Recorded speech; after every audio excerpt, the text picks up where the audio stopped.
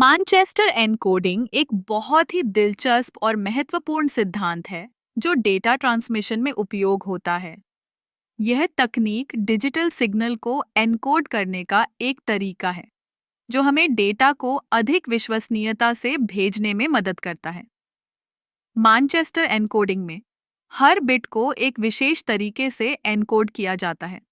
उदाहरण के लिए, यदि हमें एक जीरो से भी भेजना है, तो हम पहले आधे समय में सिग्नल को उच्च स्तर पर रखते हैं और फिर दूसरे आधे समय में इसे निम्न स्तर पर ले जाते हैं। वहीं 1 के लिए हम पहले आधे समय में निम्न स्तर पर और दूसरे आधे समय में उच्च स्तर पर रखते हैं। इस तरह हर बिट की पहचान उसके सिग्नल के परिवर्तन से होती है। अब यह तकनीक क्यों महत्वपूर्ण है?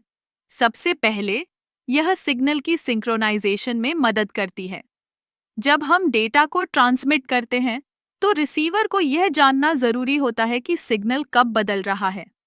मानचेस्टर एनकोडिंग में हर बिट के बीच में एक बदलाव होता है, जिससे रिसीवर को सिग्नल के समय को समझने में आसानी होती है। दूसरा, यह तकनीक एंटी इंटरफेरेंस के लिए भी बहुत उपयोगी है। जब हम डेटा को ट्रांसमिट करते हैं, तो कई बार सिग्नल में शोर या इंटरफेरेंस आ जाता है। मानचेस्टर एनकोडिंग के कारण अगर सिग्नल में कोई समस्या आती है, तो रिसीवर आसानी से पहचान सकता है कि क्या डेटा सही है या नहीं। तीसरा, यह बैंडविड्थ के उपयोग को भी बेहतर बनाती है।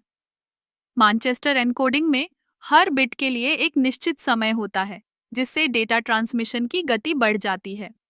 इस तकनीक का उपयोग कई जगहों पर होता है, जैसे कि इथरनेट और आरएफआईडी सिस्टम में। इथरनेट में मानचेस्टर एनकोडिंग का उपयोग करके डेटा को तेजी से और सुरक्षित तरीके से भेजा जाता है।